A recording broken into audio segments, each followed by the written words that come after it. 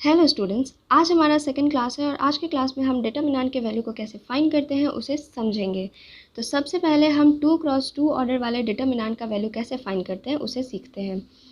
तो मेरे पास यहाँ पे 2x2 ऑर्डर वाला एक डिटर्मिनेंट दिया हुआ है। मैं इसका वैल्यू फाइंड करके आपको दिखाती हूँ। तो जब भी मुझे इस टाइप का कोई डिटर्मिनेंट दिखे तो इसमें सिंपली हम क्या करते हैं, क्रॉस मल्टीप्लाई करते हैं। तो यहाँ पे मैं क्रॉस मल्टीप्लाई करूँगी तो क्या होगा, 3 × 1 माइनस करना होता है 5 × 2 को। ठीक है, मैं यहाँ पे 5 × 2 को माइनस करूँगी तो कितना आ जाएगा, 3 माइनस 5 × 2 इज़ 10। तो ये हमारा आंसर आ गया कितना, -7। तो ये मेरा यहाँ पे सेकेंड ऑर्डर वाले डिटर्मिनेंट का आंसर आ गया है। तो जब भी आपको इस तरह का कोई डिटर्मिनेंट दिखे तो आप इसे क्रॉस मल्टीप्लाई से ही सॉल्व करेंगे। ठीक है, अब हम थर्ड ऑर्डर डिटर्मिनेंट की तरफ चलते हैं, मतलब कि 3x3 ऑर्डर वाले डिटर्मिनेंट के वैल्यू को कैसे फाइंड करते हैं।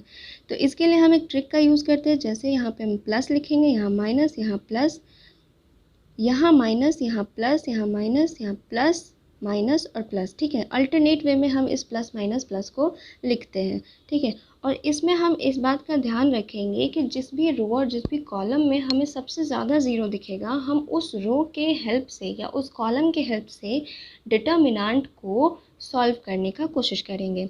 जैसे मुझे यहाँ पे सेकंड रो में ज़्यादा ज़ीरो दिख गया है, मतलब यहाँ पे मुझे 2 ज़ीरो दिख गया है, तो मैं इसी रो को लूँगी इस डिटर्मिनेंट को एक्सपेंड करने के लिए। तो मैं यहाँ पे क्या करती हूँ, बाकी सारे साइन को मैं यहाँ पे इरेज कर देती हूँ। ठीक है, उसके बाद मैं अब इसको सॉल्व करती हूँ। जैसे मेरे पास यहाँ पे क्या आ गया, यहाँ पे है मेरे पास -0। अब मैं डिटर्मिनेंट निकालूंगी किसका, जब भी मैं इस जीरो को मैंने यहाँ पे लिया है तो क्या करूँगी कि जिस भी रो में ये होगा उसे मैं छोड़ दूँगी और जिस कॉलम में ये नंबर होगा मैं उसे छोड़ दूँगी। जो बाकी के नंबर्स बचेंगे मैं उसका डिटर्मिनेंट निकालूँगी। तो यहाँ पे मेरे नंबर बचे हैं 2 3 3 1। ठीक है, तो मैं इसका डिटर्मिनेंट निकालूँगी।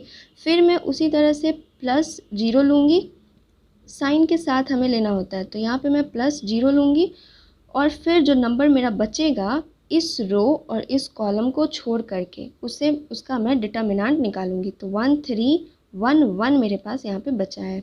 ठीक है, अब मैं सिमिलरली मैं किसके लिए करूँगी, -2 के लिए भी करूँगी।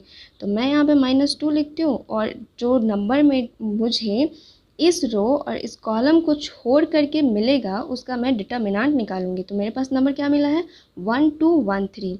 क्या है, 1 2 1 3। ठीक है, अब मैं इसको सॉल्व करूँगी तो मेरे पास क्या आएगा, -0 × 2 - 9। अब मेरे पास यहाँ पे एक सेकेंड ऑर्डर का डिटर्मिनेंट है, तो मैंने आपको ऊपर में बताया कि उसे क्रॉस मल्टीप्लाई करते हैं और उसको सब्ट्रैक्ट करते हैं। ठीक है, तो इस तरह से मैंने यहाँ पे लिख दिया इसको।